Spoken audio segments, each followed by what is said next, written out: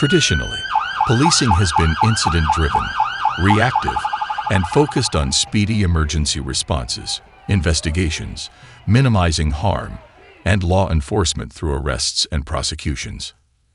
As a result of primarily operating along the lines of incident response, police are increasingly called upon to provide support, exercise discretion, and make decisions in areas such as social work, parenting, youth mentoring, health and mental health, social assistance, housing, school issues, and interpersonal relationships.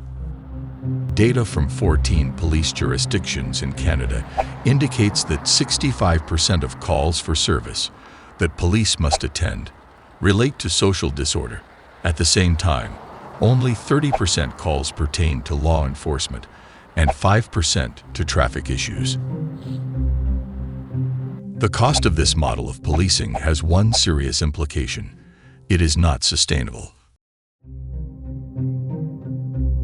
Every municipality will have to figure out if there is any other way to achieve safety and well-being, or to afford emergency response-focused policing and social services disconnected from preventing crime and social disorder. Let's unpack this. It's not a question of either or. It's not merely about funding one or the other. It's about finding a balance and fostering collaboration between police and social service agencies to ensure a holistic approach to safety and well-being. This means that you can't sustain the incident response-based, reactive model of policing for long. At the same time, you can't keep social services in a silo. Irrespective of investment in social services, social development in isolation cannot succeed without a clear focus on risk mitigation and prevention through social determinants of health approach. If we continue to rely on police services to respond to the increasing calls for service that are 65% related to social disorder, we will never be able to afford it. Similarly, if we rely solely on social services partners to prevent 65% of the calls from originating in the first place, it won't happen without collaboration with the local police service. The solution involves introducing collaborative risk prevention measures that will reduce the imminent risk of harm and victimization, and related calls for emergency response. Risk mitigation represents a broader collaborative space than emergency response. However, this last chance to work to prevent harm is not good enough either. We must go further upstream in the prevention area to proactively design and implement evidence-based measures, policies, and programs to reduce locally identified priority risks. The prevention sphere covers risk factors, vulnerable groups, and protective factors. The work in the areas of risk mitigation and prevention needs to be augmented by targeted social development that will significantly reduce the demand for emergency response. This includes long-term multidisciplinary efforts and investments in social determinants of health to reduce harm and victimization.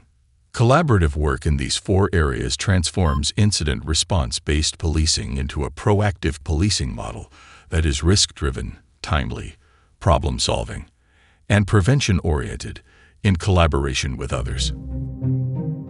Collaborative work with local police in these four areas also helps social service agencies consider what underlies clusters or patterns of crime and social disorder. When police agencies and their community partners do not settle for oversimplified analysis and conclusions, they most often end up considering the social determinants of health that determine individual and community well-being.